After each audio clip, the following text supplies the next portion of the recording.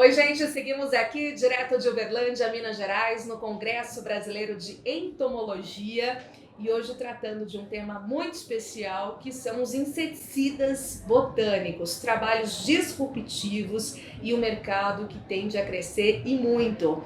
Quem está aqui com a gente para falar mais então sobre esse tema tão importante é o Leandro Prado Ribeiro, ele que é pesquisador do EPAGRE, já ganhou o prêmio Jabuti, que a gente vai falar daqui a pouquinho, e tem muita pesquisa na área. Seja muito bem-vindo, Leandro. Muito obrigado pela oportunidade. Uma satisfação estar conversando sobre esse assunto com vocês aqui.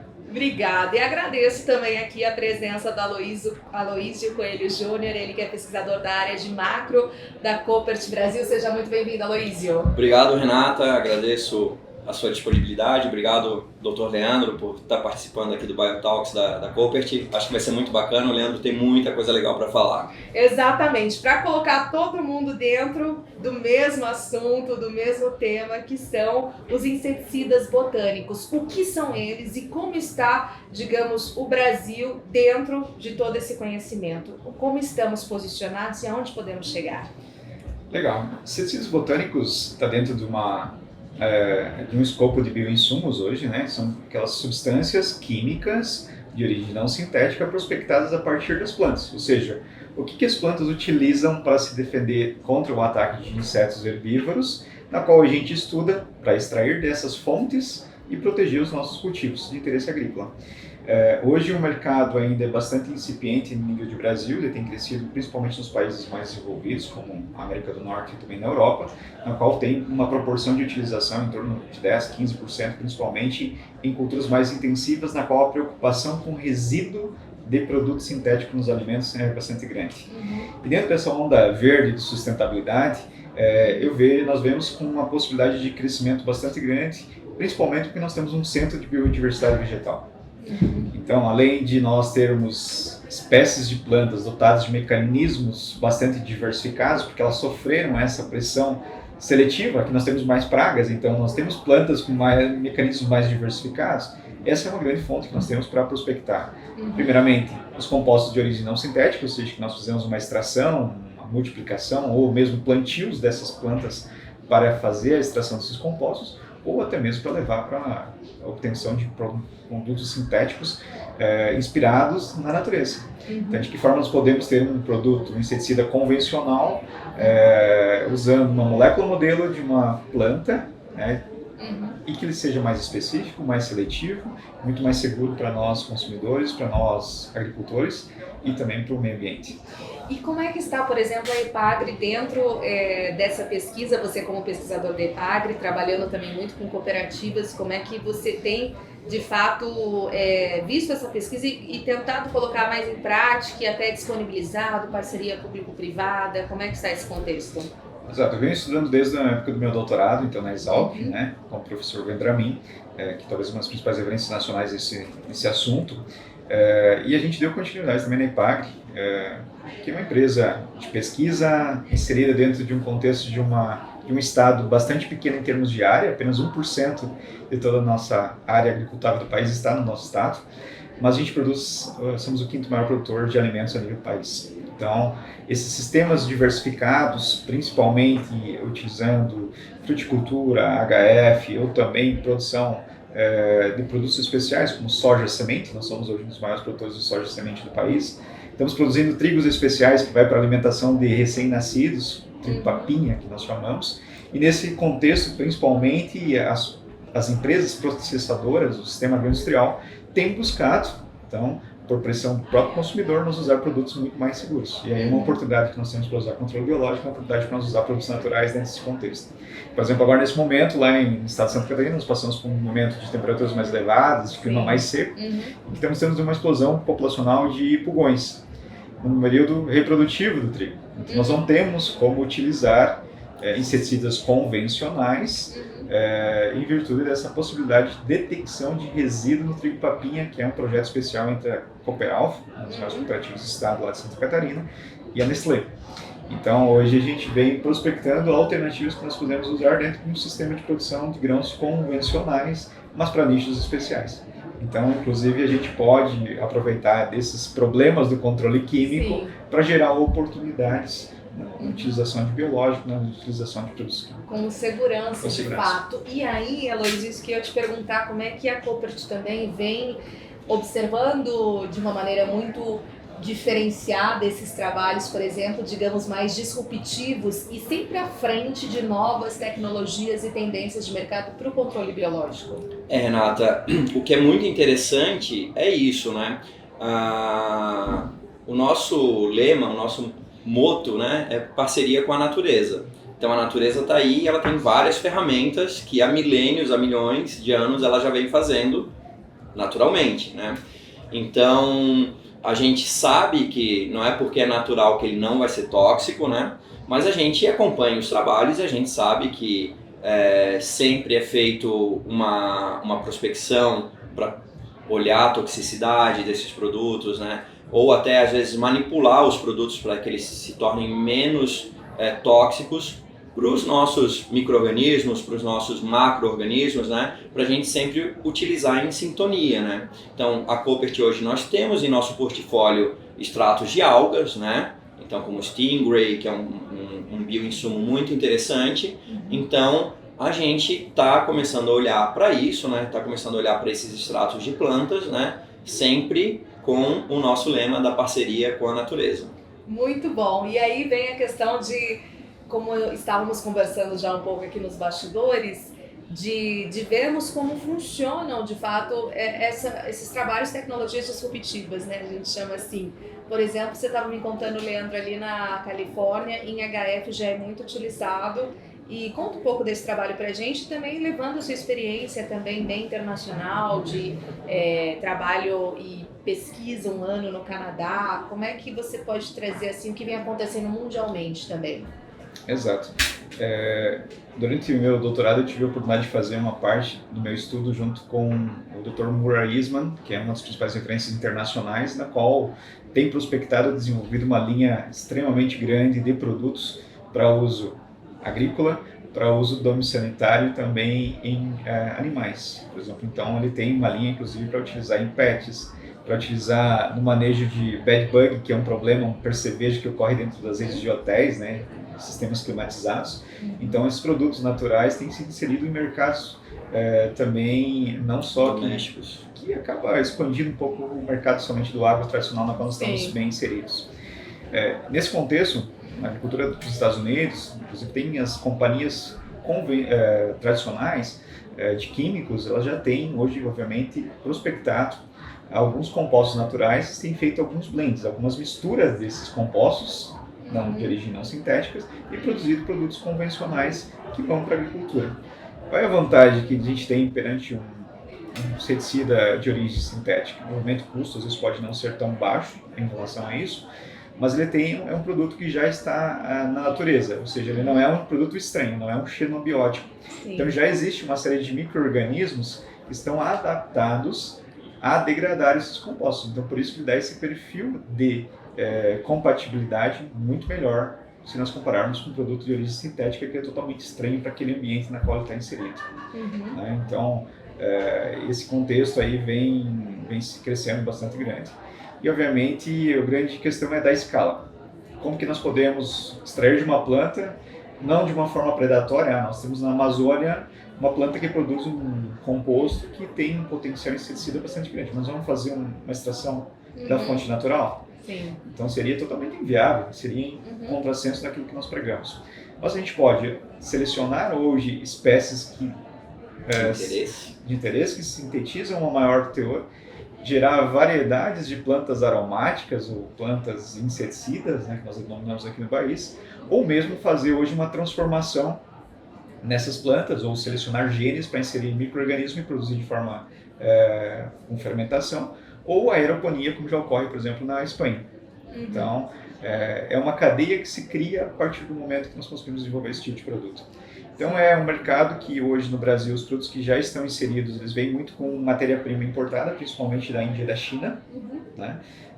Pegamos, por exemplo, um alcaloide à base de matrine, que é um produto hoje que vem sendo comercializado, bastante interessante, compatível inclusive com ácaros predadores. Então ele hoje tem sido utilizado principalmente no mercado de morango, um mercado que ocorre muito ácaro, em combinação com os produtos da Cooperate comercializa principalmente os agrocospeladores, ou seja, em virtude da seletividade, um produto botânico de menor persistência, junto com o controle biológico, criando uma solução para o nível de resíduo que nós sabemos que era bastante grande na questão do morango. Excelente, até para complementar, né, Luizio? Renata, então assim, e às vezes a gente pensa assim, não, mas isso é coisa que o pessoal que está fazendo lá fora.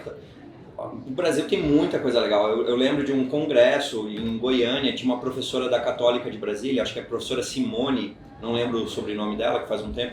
Nossa, mas ela tinha um trabalho lindo. Ela foi no Cerrado, ela procurou por substâncias inseticidas nas plantas do Cerrado, então, por exemplo, o pequi, ela achou lá no pequi, e era numa concentração muito pequena, tinha uma substância com propriedade inseticida, era em picolitros, né, picogramas. Poxa, como que vai fazer para dar volume? Então o que ela fazia? Ela pegava o gene que codificava essa propriedade inseticida e colocava numa levedura, numa bactéria para produzir, né, com fermentação, para produzir massamente e ter um inseticida, né?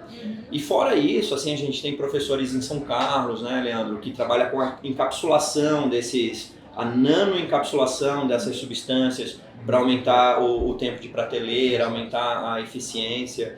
Assim, então a gente tem muita coisa aqui no Brasil mesmo, né? É óbvio que a gente não vai ficar olhando só para o Brasil, a gente quer ver o que está sendo feito no mundo. Sim. Mas o Brasil a gente tem bastante coisa bacana. Tem um profissionalismo também, e é o que o Leandro colocou aqui para a gente, a questão da escalabilidade, né? Como a gente consegue fazer isso mesmo, e a Cooperate, ela tem isso dentro do seu DNA também, de ser muito séria em P&D, faz parte, né, e você está inserido nesse ambiente de pesquisa e de ciência, e dá escalabilidade para o que é necessário e vai ser efetivo, né, Luiz? Com certeza. A gente tem uma linha de pesquisa que tem sido talvez um dos maiores esforços que eu tenho colocado, não somente prospectar nas plantas nativas aqui do país, mas para a gente utilizar resíduo industrial. Então, por exemplo, a gente tem hoje uma série de frutas que elas, em virtude da perecibilidade, como exemplo as ananáceas, que elas são comercializadas principalmente na forma de polpa.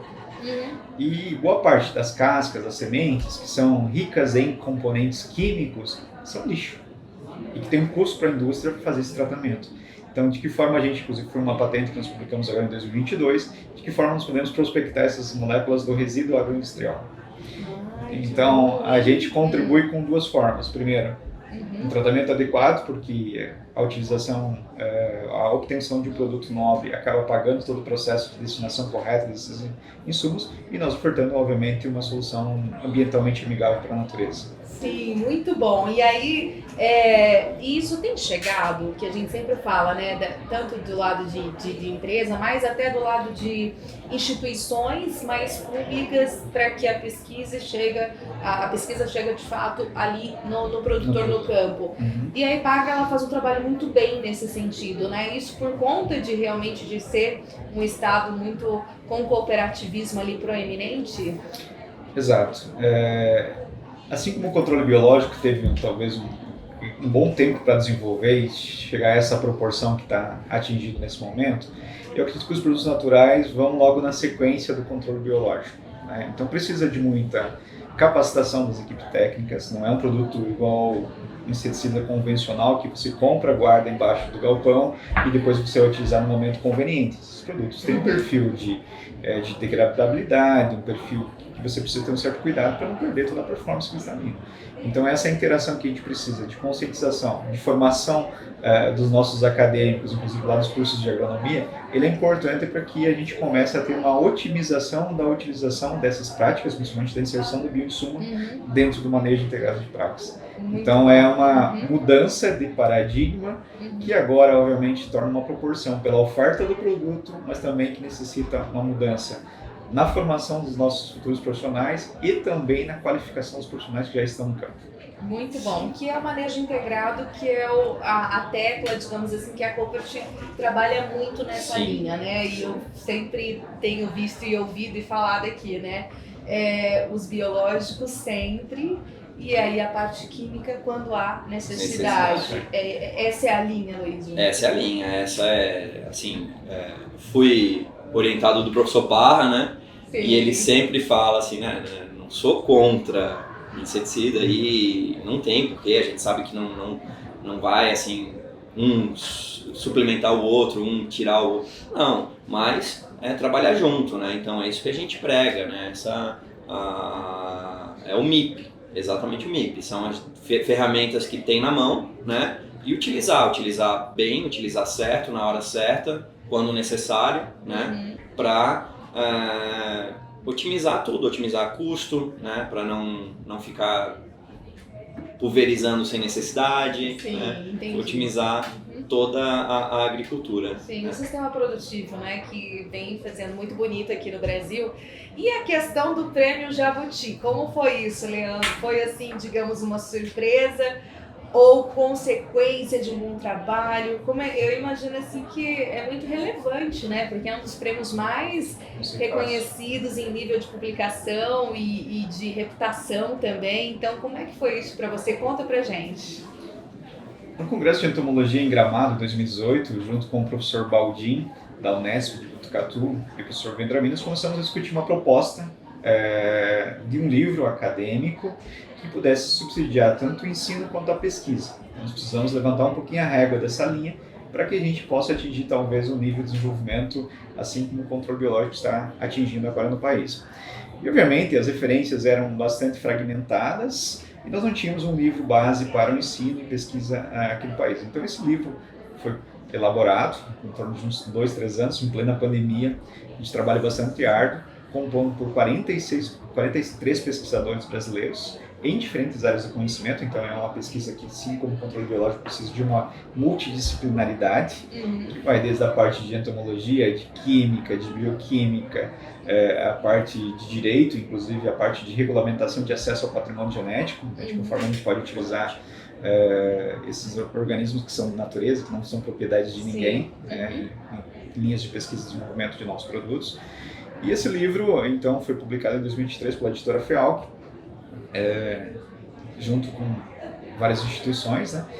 E fomos, obviamente, agraciados agora nesses últimos meses com o Prêmio Jabuti Acadêmico na área de Ciências Agrárias e Ambientais. Então foi uma grata surpresa, para uma área ainda bastante emergente, mas bastante disruptiva. E mostrando a importância da área, né, Leandro? E aí, para a gente já partindo aqui para a conclusão do nosso episódio, como é que você vê o futuro e a Coopert mesmo inserida dentro desse contexto, conforme a gente falou, de estar aberta a essas tecnologias disruptivas, mas também de maneira muito assertiva, coerente e com a ciência presente, né? Instituições que têm esse respaldo, têm esse mecanismo eficiente para nós. Renata, assim, havendo, né, essa congruência, né, com o nosso lema de ser parceiro da natureza, né, havendo a possibilidade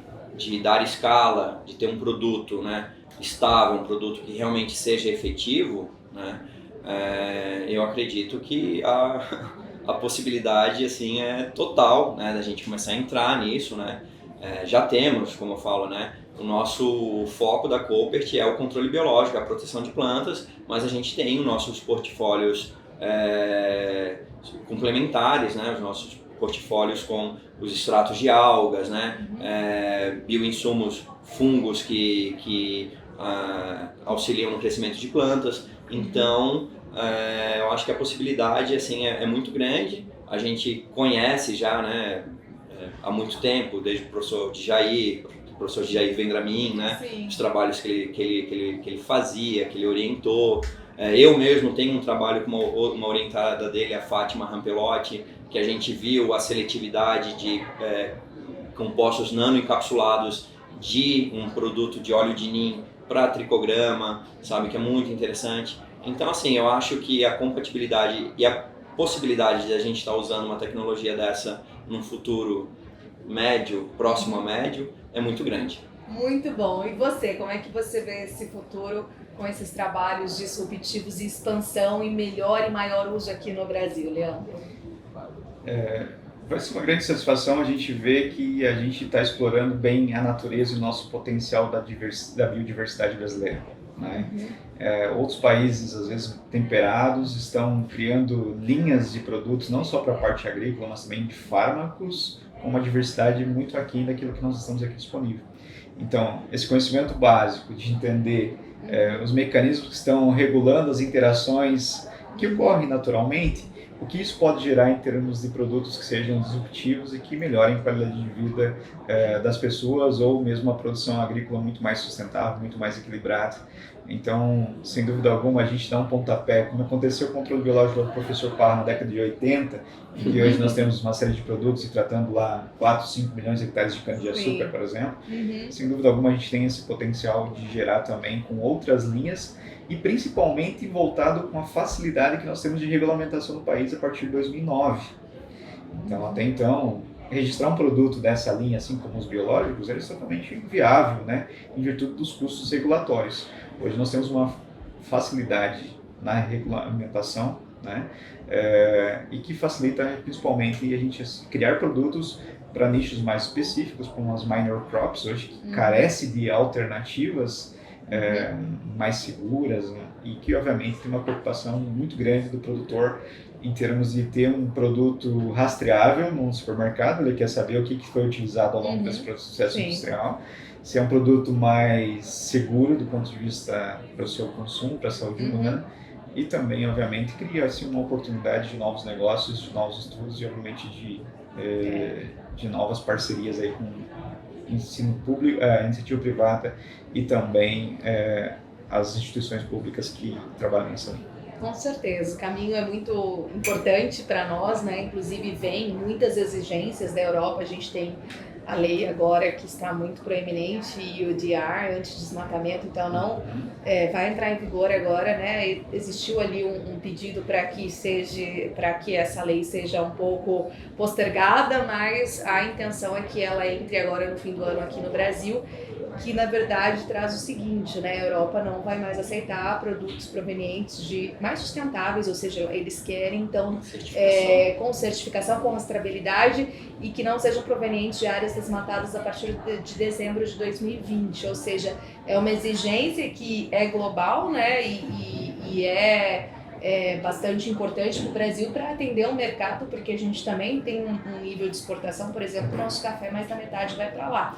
Então a gente precisa estar inserido dentro desse contexto e de uma agricultura mais regenerativa, mais sustentável e que traga um equilíbrio, onde é possível atender uma população aí enorme que a gente vai atingir, ao passo que a gente tenha também esse equilíbrio ambiental tão necessário. Então, muito obrigada por vocês estarem aqui hoje no nosso episódio. Agradeço você também que nos ouviu ou nos viu também aqui no nosso Cooperative Biotalks, especial edição direto do Congresso Brasileiro de Entomologia. Até o nosso próximo encontro.